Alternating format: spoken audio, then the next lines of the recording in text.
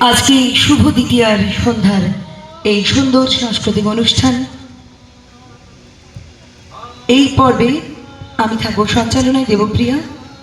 আর অবশ্যই এই জলমগ্ন পশ্চিমবঙ্গের যে অবস্থায় আমরা সবাই গতকাল থেকে রয়েছি, প্রত্যেকটা এলাকা যেখানে কোনোদিনও জল জমে না সেখানেও প্রচুর প্রচুর বৃষ্টি জল আমরা প্রতি মুহূর্তেই জানতে পারছি এগুলো সকলেই। তো আজকের এই সুন্দর অনুষ্ঠানে একদম প্রথমে আমরা শুরু করছি কোয়েল নৃত্য গোষ্ঠীর নৃত্যানুষ্ঠান দিয়ে। কোয়েল নৃত্য গোষ্ঠীর প্রথম নিবেদন। আমরা যে কোনো অনুষ্ঠান শুরু করি কবিগুরু রবীন্দ্রনাথ ঠাকুরকে স্মরণ করে এবং বরণ করে, আজকে তার ব্যতিক্রম হবে না। কবিগুরু রবীন্দ্রনাথ ঠাকুরকে স্মরণ করেই আমরা আমাদের দুর্গাপুজোর নৃত্যগুলোতে চলে যাব। প্রথম নৃত্য মহারাজও একই সাজে এলে তুমি হৃদয় মাঝে।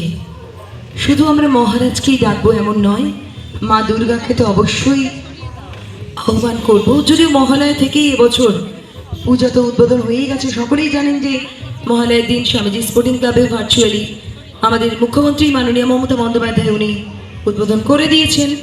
সকলেই আমরা সেটা দেখেছি সোশ্যাল মিডিয়াতে। তো যার জন্য এবছর তো অনেক আগে থেকেই আমাদের ওপেনিং অনুষ্ঠানগুলো শুরু হয়ে গেছে। তো এই সুন্দর উদ্বোধন অনুষ্ঠানের পরে আজকে দ্বিতীয়ার সন্ধ্যায় প্রথম নিবেদন কবিগুরু রবীন্দ্রনাথ ঠাকুরের প্রতি স্মরণ করে কোয়েল নৃত্যগোষ্ঠীর নিবেদন মহারাজও একই সাজে। স্বামীজি স্পোর্টিং ক্লাবের সমস্ত যারা কমিটিতে রয়েছেন সকলকে আবারও ধন্যবাদ এবং কৃতজ্ঞতা জানাই। প্রথম নৃত্য পরিবেশনা অপর্ণা দাস। যে কজন আছেন দর্শক উপস্থিত, চাইব একটু ছোট্ট করে মিষ্টি করে হাতে তালি হয়ে যাক ওদের সকলের জন্য।